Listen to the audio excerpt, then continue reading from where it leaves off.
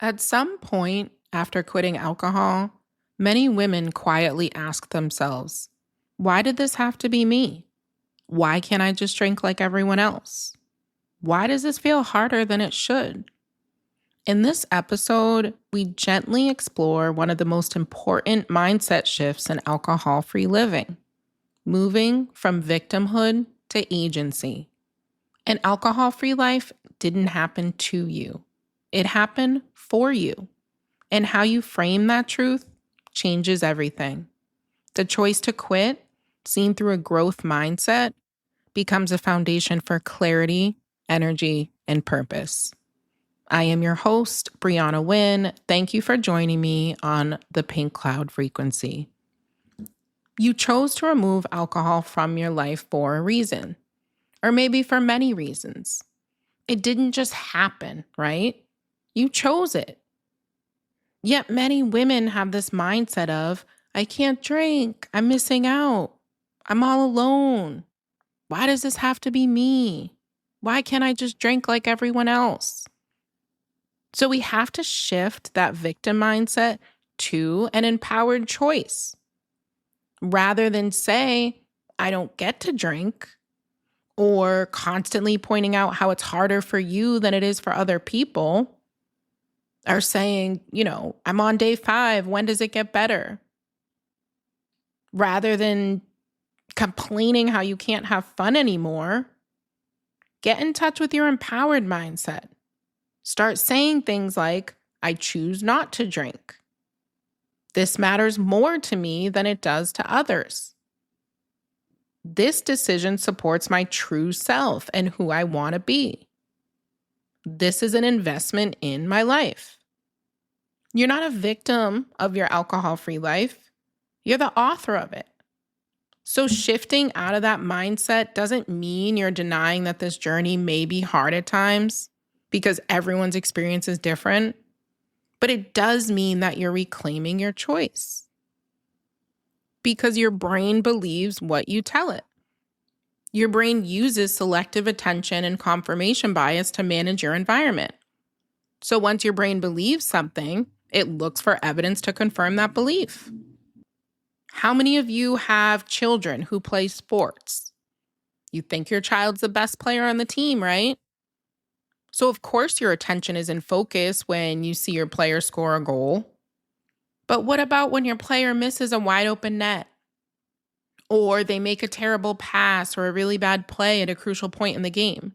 Are you paying attention to that information? No. When you walk away from that game, do you think any less of your player? Of course not. You still think they're the best. You knew that before the game even started. Everything that happened during the game proved it. It didn't disprove it. That's your confirmation bias. Your brain's tendency to interpret new evidence as confirmation of your existing beliefs. And it's the exact same concept with alcohol. If you believe that you can't live an alcohol-free life, then what do you start to notice? Liquor stores on every corner, emails for happy hour, the drink menu at the restaurant, the invites centered around alcohol, people's vacation cocktail posts on social media, wine in every Netflix program, all of the drinkers on dating websites. Alcohol's everywhere. You can't escape it. That's what you tell yourself, right? But if you do believe that you can live an alcohol-free life, that you do live a full alcohol-free life, then what do you notice? Other people not drinking, mocktail menus, new routines, podcasts and communities centered around an alcohol-free lifestyle, invites for coffee instead of drinks, articles and books about life without alcohol. You start noticing other non-drinkers on the dating websites. Your environment didn't change, right? The people didn't change. Your perception did. Your brain is not looking for truth. It's looking for consistency. So it pays more attention to confirming evidence. And then it ignores or minimizes disconfirming evidence. Your environment reflects your expectation.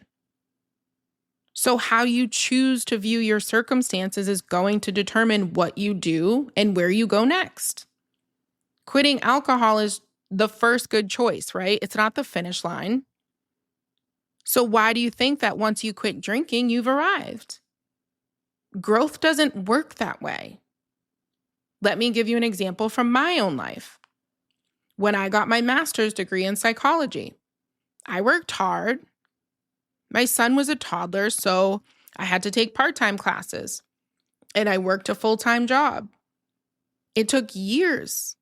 It took me almost 10 years to get that degree, where for someone who was taking full-time classes, it would have taken them 6 years in total for the bachelor's and master's program. So I earned that degree, right? And absolutely I celebrated. But guess what? There were no fireworks. There was no magic. Nothing fell into my lap. I still had to use the degree if I wanted something. The actual moment of achievement, my graduation party, going across the stage and getting that diploma, that was short-lived, right? And that's because the degree wasn't the destination. It was a tool. It was part of the process. And it's the same with quitting alcohol, because quitting doesn't end your story. It begins your story. It's the first step in a line of many. It's the start of the process. And guess what? That process is happiness. The progress towards your goals, that is the excitement. Research shows that humans feel happiest when moving towards something, not when arriving. So there's never a permanent, we made it moment, right? When you get married, when you lose the weight, when you get the degree, when you buy the house, when you get the promotion, when you become a parent, when you quit drinking, there is no permanent arrival. Psychologically and biologically, humans are wired for movement. So the choices that you make, including your choice to become alcohol-free, it's a daily choice, like anything else in life. There are no days off. And those choices that you make, they compound over time. They become your identity. With an alcohol-free life, you get clarity and energy. So your growth accelerates, your lens sharpens. But your effort doesn't just disappear. Your effort doesn't stop after you achieve a goal, because your goal is an arrival. Your goal is engagement. Your goal is participation. This is why your mindset is everything. So that you don't feel beat up by life. So that you start participating in your life. Because a victim mindset is just going to say, life is happening to me. Where an empowered mindset is going to say, I'm in a relationship with my life. I am part of the things happening around me. Say, for instance, you're going through a breakup or a divorce. Now, of course, that's going to be a challenging time period with lots of new things to maneuver. In the moment, you may feel angry or disappointed in your ex.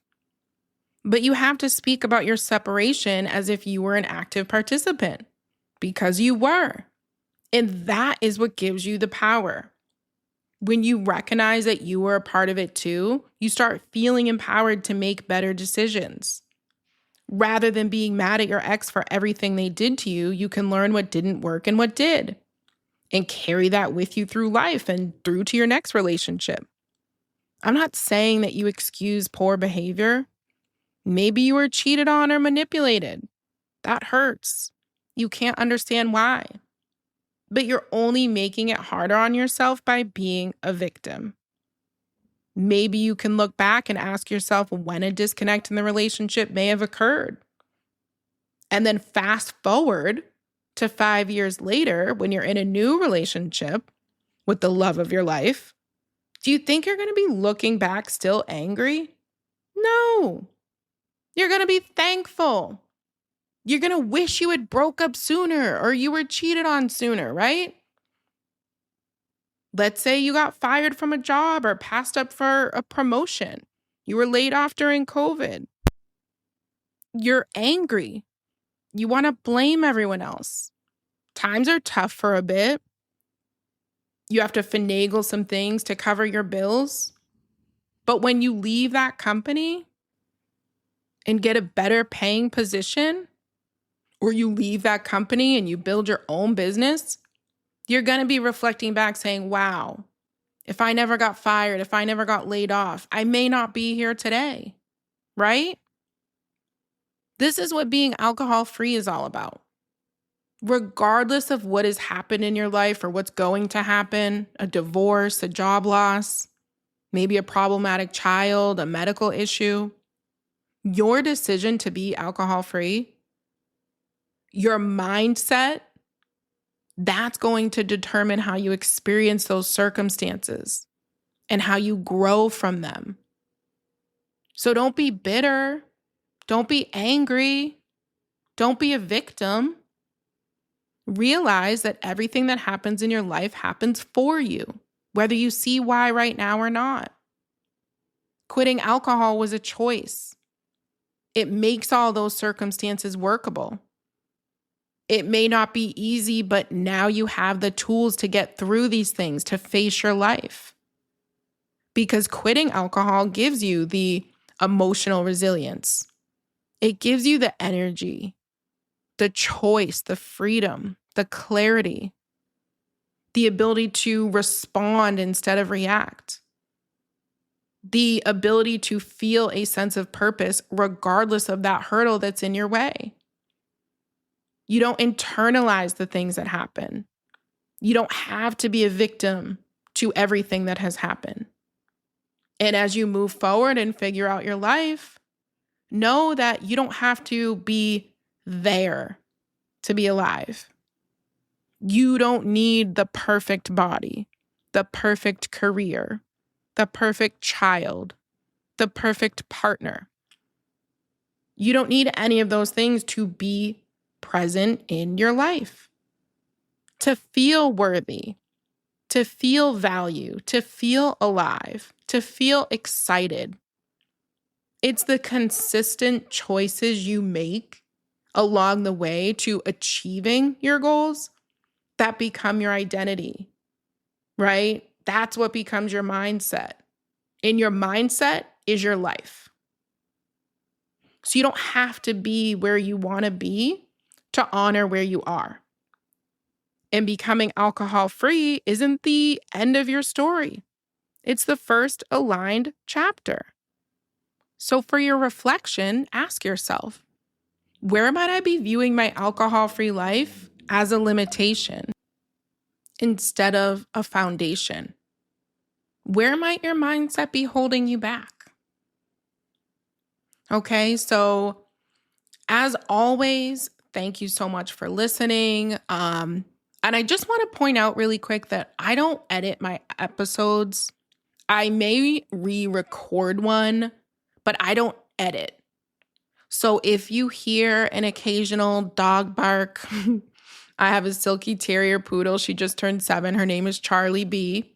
If you hear that, or maybe you hear like an engine going by, I do try my best to like pause and come back to it, but sometimes that happens.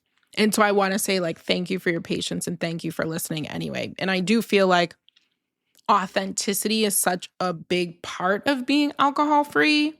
So I don't feel the need to edit my content so that it's like this perfect masterpiece for you because, you know, we're not perfect. Things aren't perfect. Life isn't perfect. So that is, you know, what I'm embodying. So thank you so much for listening. Have you subscribed to the channel yet? If not, please do so and consider leaving a 5-star written review. Thank you so much. I'll talk to you guys soon.